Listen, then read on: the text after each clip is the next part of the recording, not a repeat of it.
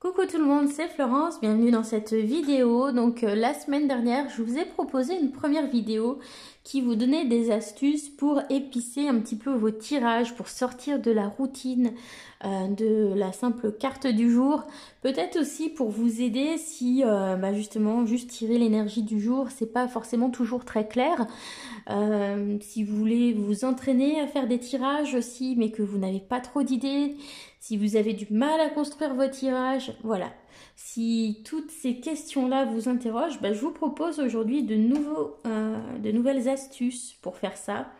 Donc la semaine dernière, je vous ai présenté ma petite création ici, qui est un jeu que j'ai fait à la main, avec des mots dessus qui vont représenter les différentes positions des cartes.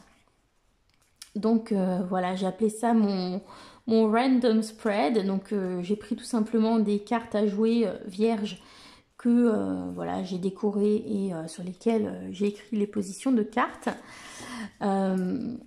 Et puis voilà, j'étais tellement emballée du truc que j'en ai fait aussi une version étendue sur ordinateur que j'ai transférée sur le site d'un imprimeur. Et voilà, maintenant j'attends avec impatience mon deck.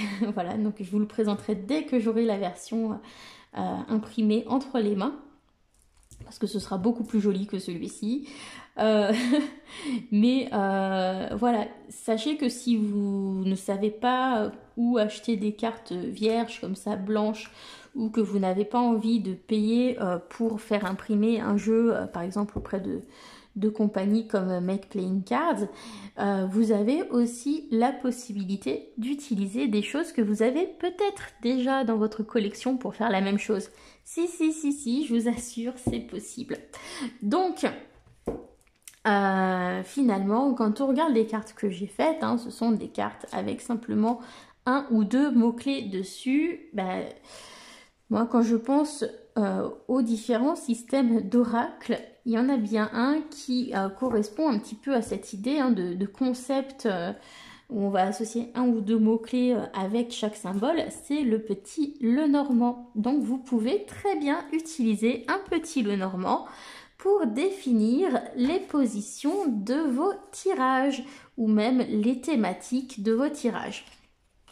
Donc un petit Lenormand, c'est un jeu de 36 cartes avec 36 symboles qui sont toujours les mêmes, quel que soit le style graphique. Et donc chaque image est associée à certains symboles. Et lorsqu'on fait le grand tableau, normalement, on pose les cartes sur des maisons. Donc, par exemple, la première position dans le grand tableau, ça va être la maison du cavalier. La deuxième, ça va être la maison, je crois que c'est du trèfle, la deuxième carte. Voilà, la maison du trèfle, etc.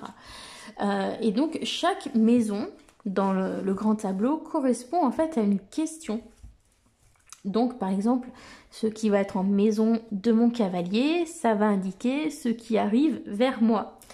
Ce qui va être en maison du trèfle, ça va désigner les opportunités ou les chances. Donc, ça peut être, quelle chance va se présenter ou comment se manifeste ma chance, quelle opportunité va se présenter à moi, etc.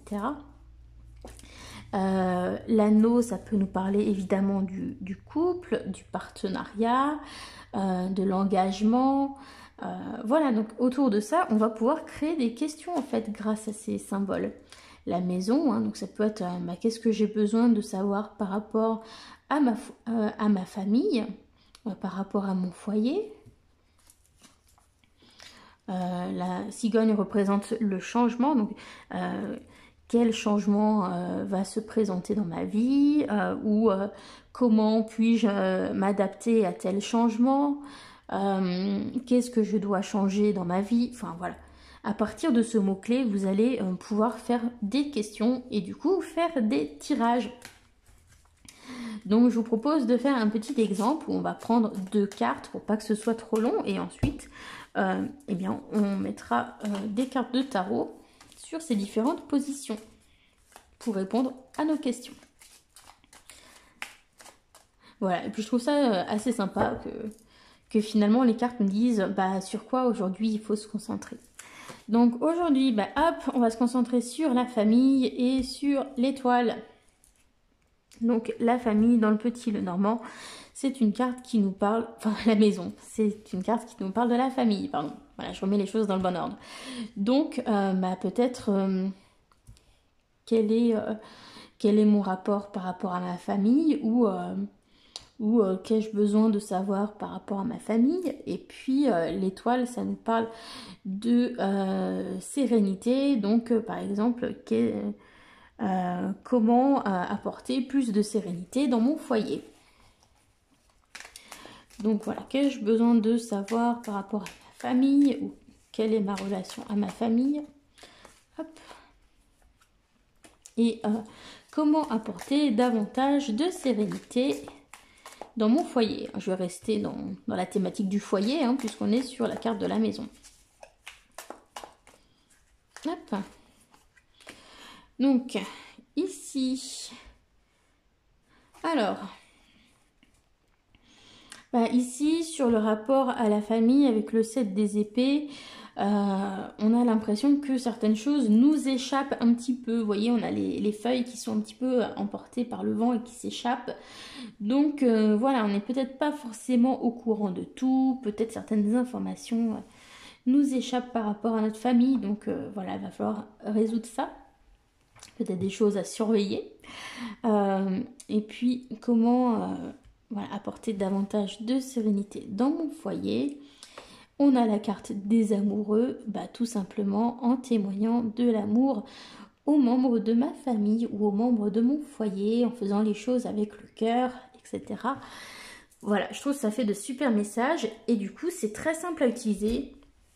Les petits Lenormand, ça coûte vraiment pas cher et en plus, vous pouvez les utiliser pour ça et vous pouvez les utiliser pour faire du tirage. Donc c'est du 2 en 1, c'est super. Donc ça, c'était la première option. Évidemment, peut-être tout le monde n'a pas forcément de Lenormand, mais il se peut que vous ayez des jeux type divinatoire qui vont être des jeux avec un symbole unique en général dessus. C'est par exemple le cas d'oracle comme l'oracle de Lana, ou l'oracle G, ou l'oracle de la Triade, ou l'oracle des miroirs. Enfin bon, bref, vous voyez ce genre d'oracle. Donc moi j'ai l'oracle de Lana sous la main parce que j'ai fait le tirage des énergies de la semaine avec. Donc bah là c'est pareil. Vous avez votre carte avec une illustration et un mot-clé dessus. Donc par exemple magie, contrat, lune, roue, intuition, etc. Et bien finalement ça revient un petit peu à la même chose que ce que j'ai fait, hein, sauf que moi c'est pas illustré. Mais on peut très bien se servir de cartes oracle assez simples comme ça pour définir la thématique du tirage, les questions ou les différentes positions. Donc, bah, c'est ce qu'on va faire. On va faire un tirage en 2 cartes. Bon, bien sûr, vous pouvez faire 3 cartes, 10 cartes. Voilà, vous faites le nombre que vous voulez. Hein. Hop, hop. Allez, on en a 4 qui tombent, tant pis, ce sera 4 cartes. J'ai pas envie de remélanger. Donc, on a le contrat, on a la lune, ouais, c'est pas super mélangé, la roue et l'intuition. Alors, donc le contrat, ça nous parle d'engagement. Donc, je m'engage à. Donc, voilà. Dans quoi je dois m'engager? Je m'engage à. Hop, ici, on a le roi des bâtons. Donc, je m'engage à faire preuve de force, d'enthousiasme, de charisme, à savoir où je vais. Bon, bref, toutes les qualités qu'on associe au roi des bâtons. Je m'engage à réussir telle chose, puisqu'il c'est quelqu'un qui représente aussi le succès. Voilà. Donc on a aussi un côté très entrepreneur hein, dans le roi des bâtons. Donc, je m'engage dans mon entreprise, par exemple, si je suis entrepreneur, etc. La lune nous parle peut-être... Voyons, ici, on a la lune et on a l'intuition. Donc, on ne va pas interpréter la lune comme l'intuition, mais plutôt peut-être comme les choses que je ne vois pas. Donc, quelles sont les choses qui ont besoin d'être mises en lumière?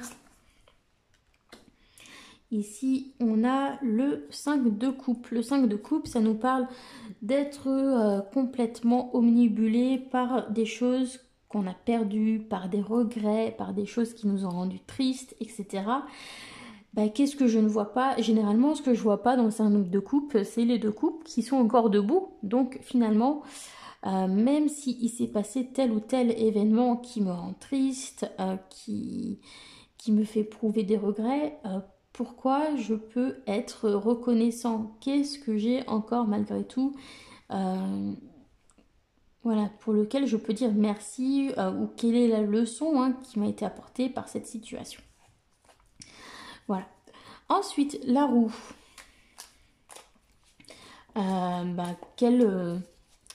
Vers quoi est-ce que je me dirige? La roue, ça sert à avancer. Donc, voilà. Quel changement est en train d'arriver? Vers quoi je me dirige? Quelle direction la roue tourne-t-elle? Les racines. Donc, on va avoir l'idée que on va gagner en stabilité si on développe des racines. Donc, des racines qui, en plus, ici, plongent dans l'eau, permettent de regagner de la vigueur. Donc, je vais sans doute... avancer vers un stade où je vais avoir plus de stabilité, plus de ressources. Voilà, donc j'avance plutôt vers une phase positive. Et puis on a l'intuition, donc peut-être quel signe peut me montrer que mon intuition est la bonne, ou qu'est-ce qui peut confirmer mes intuitions. Hop, j'en ai une qui saute, 2 même. Alors, on a le 10 de coupe, donc finalement, quand je suis pleinement heureux de quelque chose, pleinement satisfait, et que je vois que ce bonheur est partagé, eh bien, c'est que mon intuition a été la bonne. Et puis, peut-être lorsque je me sens menacée ou que je ressens le besoin de me protéger de quelque chose, là aussi, eh bien, je dois écouter mes intuitions. Donc, vous voyez comment un simple oracle divinatoire peut aussi faire le job si vous avez besoin de réfléchir aux thématiques de votre tirage. Voilà, et je trouve ça vraiment sympa. Parce que ça permet de se focaliser sur quelque chose que vous avez vraiment besoin de savoir en fait. Et ça donne peut-être plus de sens à la carte du jour. Ça peut vous aider aussi à l'interpréter parce que ça va la mettre en contexte. Voilà, donc moi j'ai fait avec l'oracle de Lana, qui est celui-ci, qui est très très beau. Mais bien sûr, vous pouvez utiliser un autre, d'accord? Ce n'est qu'un exemple. D'ailleurs, j'ai vu l'unboxing du nouvel Edmond et Béline de Jean-Patrick de Coninck. Je le trouve trop beau. Voilà, j'aime pas le Béline, l'esthétique du vieux Béline, mais celui-ci... Pour une fois, c'en est un qui me plaît. Et puis, il y a des jeux qui peuvent très bien fonctionner aussi. Donc, il y en a un auquel je pense en particulier. C'est celui-ci. C'est le c'est pas le Lightseer Tarot, mais c'est créé par la même créatrice. C'est le Sacred Creators Oracle. Donc, c'était un jeu qui était sorti il y a longtemps, il y a plusieurs années, en version auto-publiée. Puis, il a été sorti en version mass market aux États-Unis par l'édition Hay House. Donc voilà, on peut le trouver dans cette édition sur Amazon sans problème. Et puis, bonne nouvelle pour tous ceux qui sont fâchés avec l'anglais, il va sortir début janvier 2022, enfin en janvier 2022 ou février, je ne sais plus exactement, j'ai regardé ça il n'y a pas longtemps sur Amazon, mais j'ai oublié la date. Mais en tout cas, en début d'année 2022, il sort en français. Et du coup, le titre français de ce jeu, ce sera l'oracle des créateurs sacrés, donc de Chrysan. Donc pour ceux qui ne connaissent pas ce jeu, en tout cas si vous ne connaissez pas et que vous avez le Lightseers et que vous kiffez le Lightseers, je vous recommande ce jeu parce que les deux marchent mais tellement bien ensemble. Voilà. Donc sur celui-ci, en fait, vous avez des jolies choses colorées comme ça, avec un petit message. Les 22 premières cartes du jeu, d'ailleurs, correspondent aux arcanes majeures du tarot. Voilà, donc on a différentes couleurs. Je ne vais pas tous les mettre, hein, parce que sinon ce serait trop long. Mais voilà, on a des choses comme nourrissez le féminin sacré, vous êtes une poésie vivante, quelle est votre vérité honnête, voilà, validation externe, la magie se produit lorsque vous vous y attendez le plus, un pas en avant est tout ce dont vous avez besoin, coupez les cordes ou les liens du doute, acceptez et recevez, en équilibre, etc. Bon, bref, vous comprenez l'idée. Là aussi, on a une thématique par carte.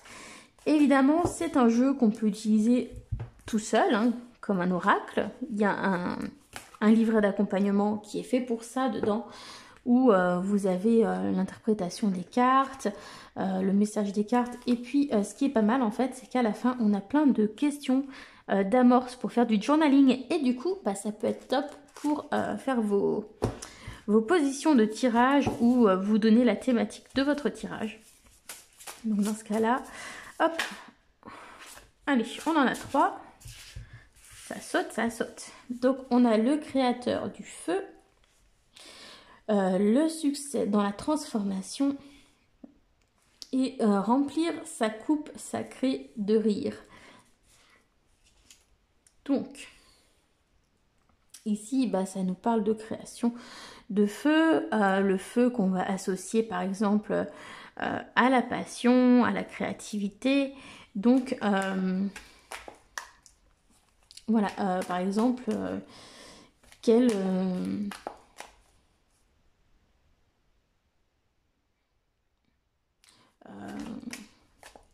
comment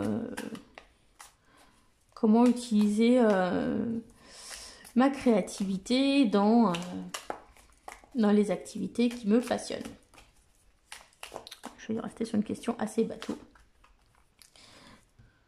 Hop, et ben peut-être que justement ma créativité peut me rapporter de l'argent, puisque voilà, il y a peut-être une opportunité à saisir. Donc par exemple, ben voilà, moi j'ai fait mon petit truc comme ça parce que je suis passionnée par les cartes et déjà on m'a demandé dans les commentaires est-ce que tu vas en vendre même des versions à la main ou si tu le fais imprimer, etc. Ce serait super. Bah peut-être que là les cartes elles me disent bah utilise ta passion pour créer des choses qui peuvent te rapporter, voilà, pourquoi pas. Saisis les opportunités par rapport à ce que tu crées. Écoute, je prends le message, c'est enregistré. On verra ça hein, quand j'aurai mon deck imprimé entre les mains. J'attends quand même de voir la qualité, le rendu, tout ça. Alors, bah, comment puis-je réussir à transformer ma vie de manière positive?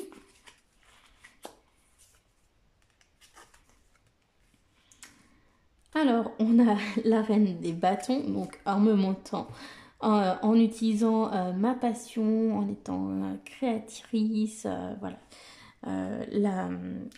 En mettant en avant mon originalité, ma passion, ma créativité, ok. Et comment puis-je finalement me remplir de joie et d'énergie positive? Donc qu'est-ce qui peut m'aider à être rempli de positivité, de bonne humeur?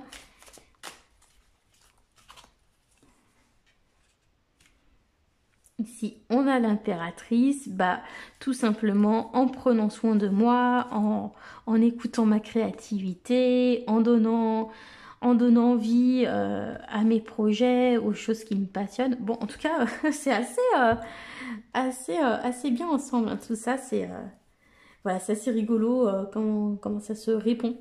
Sachez que ce jeu, hein, voilà, le jeu des créateurs sacrés hein, est orienté quand même sur le domaine de la création, de l'entrepreneuriat, ce genre de choses. Mais voilà, je trouve que c'est très sympa et ça marche très très bien justement pour faire ces idées d'amorce de tirage ou de position de tirage. Hein, et puis par exemple, bah, ici on va prendre la première. Hein. Je vous ai dit que dans le livre, il y a des amorces qui sont prévues pour chaque carte. Donc je crois que les créateurs comme ça, ils sont à la toute fin. Voilà. Alors, voilà, créateur de feu. Donc, alors non, on n'a pas de questions sur les cartes créateurs. Donc je vais prendre la suivante qui était ici. Sur les cartes créateurs, on a des rituels pour s'accorder avec l'élément. Comment trouver... Ah bah si, on a quand même des questions. Donc par exemple, oula, je vous remets celui-ci. Comment donc trouver sa passion. Donc quel est le niveau de votre passion dans une situation? Quelle est ton inspiration? Si vous pouviez vivre dans un état d'inspiration,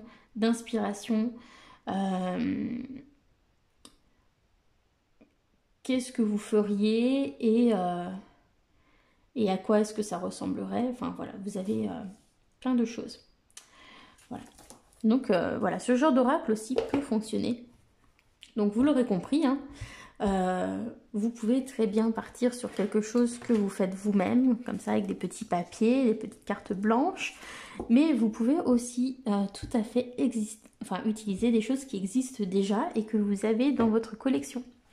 Voilà, donc j'espère que mes petites astuces pour voilà, varier un petit peu vos tirages ou vous aider à construire vos tirages vous auront plu. N'hésitez pas à partager vos petites astuces également avec la communauté si vous en avez dans la partie commentaires. Voilà, et j'espère que ça vous aura plu. Maintenant, j'ai trop hâte de recevoir mon jeu pour partager ça avec vous en live si possible. Donc voilà. J'espère en tout cas que cette vidéo vous intéressait. Si vous avez envie de certaines vidéos, n'hésitez pas à me dire ce qui vous ferait plaisir dans les commentaires. Sur ce, je vous souhaite une bonne journée et je vous dis à bientôt. Gros bisous, bye bye.